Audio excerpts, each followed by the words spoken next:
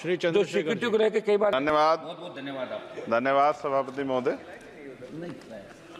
मैं आपने मुझे मौका दिया इसके लिए धन्यवाद। मैं अपने व्यक्तिगत जीवन में, मेरे आज भी याद है, मेरी माँ ने एक बार मुझसे कहा कि मेरे मामा बहुत गौरवशाली हैं कि उनकी बिटिया ने उनको प्लेन का सफ़र करा दिया। क्योंकि हम गांव से आते हैं, किसान परिवार से हैं, तो हर चीज़ की हमारे लिए अहमियत है।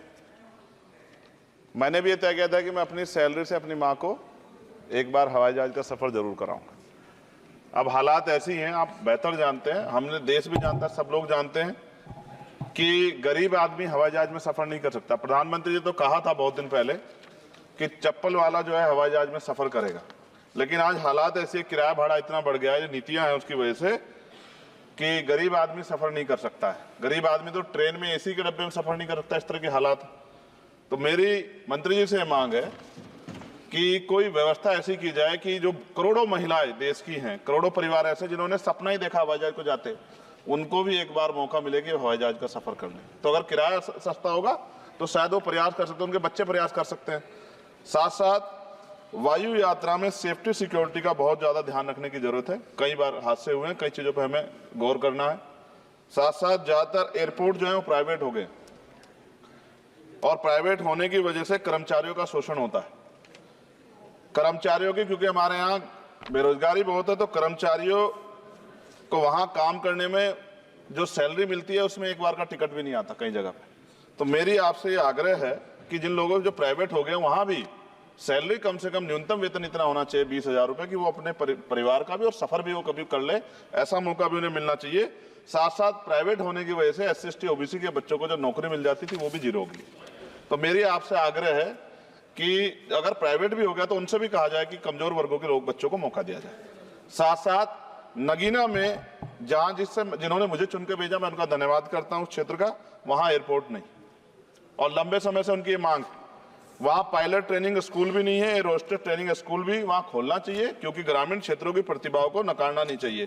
साथ साथ मेरा जिला जो है सहारनपुर, वहां एयरपोर्ट पुराना है, वो डिफेंस का है सरसावा में, लेकिन वहां से पैसेंजर जो है यात्रा के लिए कोई सुविधा नहीं।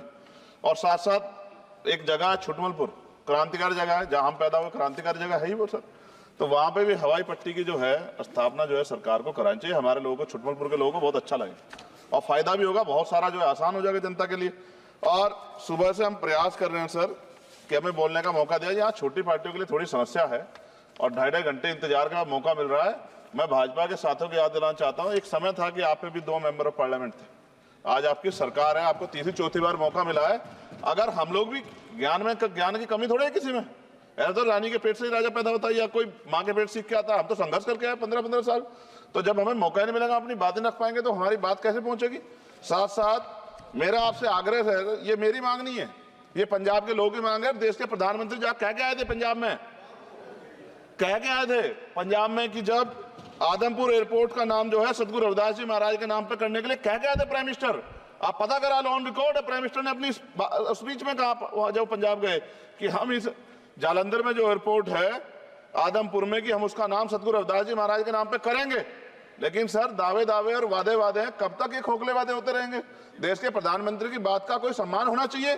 क्या सरकार, ये मंत्री जी नहीं सुनना चाहते, या फिर उन्होंने झूठा वादा कर लिया, इन पे भी ध्यान देना चाहिए। लेकिन साथ साथ मेरी मांग भी है, मैं पुनः इस बात को दोहराऊंगा सर, कि गरीब लोग, मैं गांव में जाता हूं, मीटिंगों में जाता हूं, पूछता हूं महिलाओं से, कभी हवाई जहाज सफर किया? मैं लाखों लोगों से मिल चुका, आज तक गरीबों ने हाथ नहीं उठाया सर कि उन्होंने हवाई जहाज का सफर किया, हेलीकॉप्टर का भी नहीं किया है। क्योंकि सर इस देश में आर्थिक गैर बराबरी बहुत बड़े पैमाने पे है। गरीब पैदा होता है, मर जाता, ना अच्छा इलाज मिलता, ना सुविधाएं मिलती, बस उसका जीवन है कि वो पैदा हो गया, ऐसा लगता है मजबूरी में पैदा हो गया, उसको पैदा ही नहीं होना चाहिए था। इस देश में कमजोर वर्गों के लोगों का भी सम्मान होना चाहिए, उनको अवसर मिलना चाहिए। सरकार की योजनाओं में गरीबों की हिस्सेदारी होनी चाहिए, इस बात का ध्यान जो है सरकार को रखना चाहिए। और अगर सरकार नहीं रखती है तो वो सरकार सर गरीबों की नहीं हो सकती है। नौजवान जो है मंत्री सरकार ने दिए हैं, और मुझे उम्मीद है कि एक नौजवान दूसरे नौजवान के दर्द को और गरीबों के दर्द को और ग्रामीण क्षेत्रों के दर्द को समझेगा। और मुझे भरोसा है आपके ऊपर, आपकी शैली के ऊपर, क्योंकि पिछली बार भी विषय उठा था। हम जाते हैं सब लोग कि आप इस बात को इस बार सफल करने में कामयाब हो जाएंगे। मेरी मंगल कामनाएं भी है कि कोई गरीब परिवार आपको प्रार्थना करे, दुआएं करे कि आपने उनको ये मौका दिया, वरना आदमी पैदा होता है भारत में और गरीबी में मर जा, हजारों साल चला। अब भी आजादी के 75 साल बाद भी अगर ये नहीं हो पा रहा है तो इस पे हमें गौर करना चाहिए कि क्यों नहीं हो पा रहा। कई सीनियर साथी हमारे यहाँ हैं, मैंने उनको प्लेन चलाते हुए देखा, मेंबर ऑफ पार्लियामेंट होते भी। मेरा विश्वास है कि अगर इधर से भी और इधर से भी सब लोग जनता के विषय में सोचेंगे तो जनता की जिंदगी आसान होगी, जो कि अभी नजर नहीं आती। और मैं फिर आपसे आग्रह करूंगा, आप चेक कराइए, SC ST OBC के बच्चों को वैसे ही नौकरी नहीं मिल रही है, और जब ये पूरा सेक्टर प्राइवेट हो जाएगा तो क्या रिजर्वेशन करेंगे हम लोग? क्या फायदा रिजर्वेशन का? जब SC ST OBC के बच्चों क्या रिजर्वेशन का फायदा? गाली तो खाते हैं इस नाम पे, लेकिन रिजर्वेशन ही कहां मिलेगा जब सब प्राइवेट हो जाए? प्राइवेट वाले कहां दे रहे हैं? तो उनको कहिए कि प्राइवेट सेक्टर में मैं विधेयक लेके आया, निजी विधेयक, कि प्राइवेट सेक्टर में SC ST OBC के बच्चों को मौका मिलना चाहिए। सुप्रीम कोर्ट का एक ऑर्डर, आज चर्चा हुई इसमें कि भाई क्रीमिलेयर होगी। कितने अरबपति बने आप लोग? कितने लोगों पे हवाई जहाज बताइए? SC ST के लोगों पे कितने लोगों पे हेलीकॉप्टर बताइए? आप कुछ नहीं है आपके पास आंकड़े। सब लोग मिलकर गरीबों को चलना चाहते हैं, ये गलत है सर। मैं आपका धन्यवाद करूंगा पुनः सर, और क्योंकि हम ही कोरम पूरा करते हैं सर, देख लीजिए आप, हम ही बैठे कोरम पूरा करते हैं। हमें विश्वास है अपने देश की पार्लियामेंट पे कि आज नहीं तो कल इस पार्लियामेंट से गरीबों के लिए कानून बनेंगे और गरीबों के लिए पॉलिसियां बनेंगी और गरीबों को भी सम्मान का जीवन मिलेगा, ऐसा हमें विश्वास है। मैं आपका धन्यवाद करता हूं और मुझे उम्मीद है नौजवान हमारे मंत्री से कि वो गरीबों की बात को सुनेंगे और हम लोगों की पीड़ा को समझेंगे और हमारे क्षेत्रों में काम कराने का। धन्यवाद।